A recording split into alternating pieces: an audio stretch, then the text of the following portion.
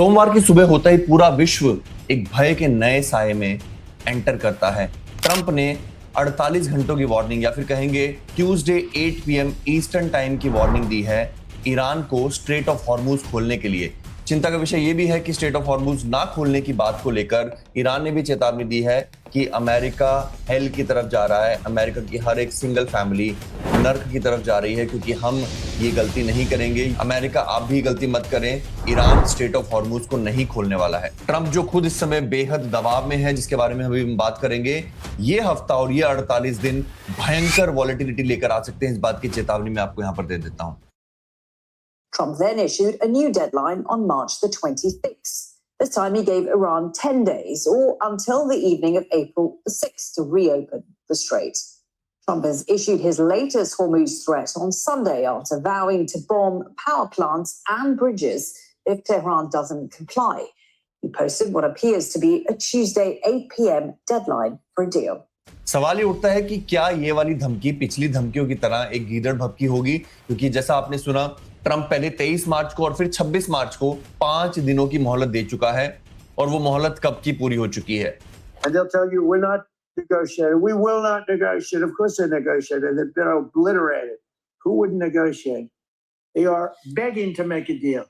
तो ट्रंप का कहना है कि they are begging to make a deal. यहां पर ट्रंप सीधा दबाव में दिखाई दे रहे हैं, झूठे शब्दों का प्रयोग कर रहे हैं। मुझे नहीं लगता कि इस समय ईरान किसी भी तरीके की संधि करने के मूड में है। हमने डीप में जाकर इन एक्सटेंशंस के सिलसिले को देखने की कोशिश की और पता चल रहा है कि हर एक हफ्ते में ट्रंप एक नई डेडलाइन लेकर आते हैं।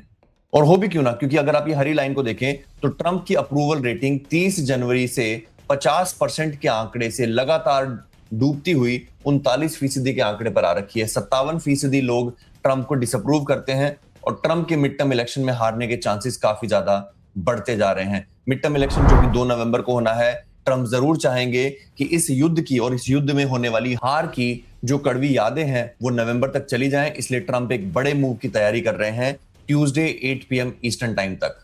गौरतलब है कि कच्चा तेल रिकॉर्ड मात्रा में बढ़ता हुआ हर रोज नए हाईज बना रहा है और कहा जाता है विशेषज्ञों के द्वारा कि अगर कच्चा तेल 100 के पार होता है तो यानी कि वो इकोनॉमी पर बड़ा प्रघात करता है अगले 6 महीनों में, और अगर वो 125 होता है तो वो इकोनॉमी के लिए रिसेशन लेकर आता है। और 150 का आंकड़ा ऑयल का जो इस समय करीब 111 पर चल रहा है, very long term global recession को लेकर आता है। तो यहां पर बात सिर्फ इन बयानबाजियों की नहीं है, यहां पर बात है इस वॉर के कारण कच्चे तेल के दामों पर, महंगाई पर होने वाले असर को लेकर, साथ में दुनिया भर के देशों का धीरे धीरे इस जंग के अंदर जबरन घुसाया जाना, स्ट्रेट ऑफ हॉर्मुज जो दुनिया भर के आयात निर्यात के लिए एक बड़ा एरिया है, बड़ा रास्ता है, उसका अभी भी क्लोज रहना, और ट्रंप अपने आप को यहां पर बहुत ही लाचार महसूस करते हुए, क्योंकि उनकी एक्सटेंशंस एक के बाद एक खत्म होती जा रही हैं और जंग रुकने का नाम नहीं ले रही है। और ऐसे समय में even the safest assets like gold भी अपना प्राइस नहीं बचा पा रहा है, लगातार गिरता जा रहा है। फाइनेंशियल एक्सपर्ट्स कंफ्यूज्ड हैं क्योंकि जॉब्स मार्केट गिरती जा रही है, अनएम्प्लॉयमेंट अमेरिका में बढ़ती जा रही है और अब इन्फ्लेशन भी बढ़ती हुई दिखाई देने लगी है। 10 अप्रैल को यूएस के अंदर सीपीआई डेटा आना है। इन्फ्लेशन तो बड़े समय बाद 3% पर जाने के बाद 2.7 और 2.4% पर आई थी। ऐसा लगता है कि हम शायद 10 अप्रैल को इसे फिर से बढ़ता हुआ देखेंगे। तो 10 अप्रैल को अनाउंस होने वाली ये मार्च की इन्फ्लेशन बहुत ही ज्यादा क्रिटिकल रहेगी। Even if straight of Hormuz open नहीं होता है, अगर यहां पर इन्फ्लेशन बढ़ती है तो मार्केट डंप करेगा। और जैसे मैंने आपको याद दिलाया, ये 4% से ऊपर की अनएम्प्लॉयमेंट किसी भी अर्थशास्त्री को चैन की नींद नहीं लेने देगी। रेट कट्स नहीं होंगे बल्कि रेट बढ़ने के चांसेस दिख रहे हैं। तो ऐसे में सवाल यह है कि ट्रंप ट्यूसडे को क्या करने वाले हैं। ट्यूसडे रात 8 पीएम ईस्टर्न टाइम क्या कुछ बड़ा होने वाला है, हम सबकी निगाहें इस पर रहेंगी। बाकी अगली अपडेट्स के लिए आप चैनल को सब्सक्राइब कीजिए।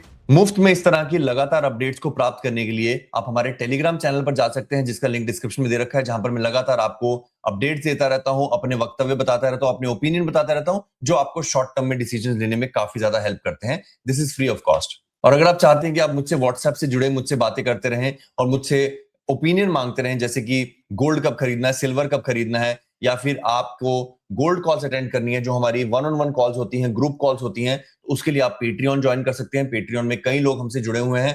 पेट्रियन की गोल्ड मेंबरशिप लेकर आप हमसे लगातार बातें कर सकते हैं, व्हाट्सएप पर चैट कर सकते हैं, फोन पर बात कर सकते हैं, गूगल मीट कर सकते हैं और वीकली ग्रुप डिस्कशंस का हिस्सा बन सकते हैं, जहां पर हम अपना पोर्टफोलियो दोबारा से बना रहे हैं हमारे जबरदस्त टूल्स का प्रयोग करके।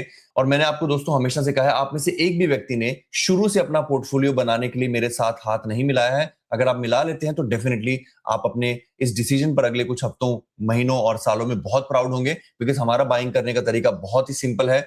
और हाँ दोस्तों, हमारे गोल्ड मेंबर्स को और भी एक्सक्लूसिव टूल्स भी मिलते हैं जो हम एआई के माध्यम से बनाते रहते हैं, जैसे हमारा खुद का फियर टूल जो ये हमें बताएगा एग्जैक्टली कि हमें कब बाय करना है, हमारे डिफरेंट कैलकुलेटर्स जैसे लॉस कैलकुलेटर्स, रिटायरमेंट कैलकुलेटर्स, या फिर हर एक ऑल्ट कॉइन को खरीदने के लिए जो एआई ड्रिवन प्राइस है, लोएस्ट प्राइस है बिटकॉइन के 200 वीक्स मूविंग एवरेज को टेस्ट करने के समय का जो डायनेमिक प्राइस टारगेट है। इस तरह के सभी टूल हमारे गोल्ड मेंबर्स को मुफ्त में मिलते हैं। तो यदि आप गोल्ड मेंबर बनना चाहते हैं तो पेट्रियन के डिस्क्रिप्शन में दिए गए लिंक पर क्लिक कीजिए, गोल्ड मेंबरशिप या गोल्ड प्रो मेंबरशिप का सहारा लीजिए और हमसे जुड़िए। तब तक अपना ख्याल रखिए, अपने माता पिता का ख्याल रखिए। धन्यवाद। जय हिंद।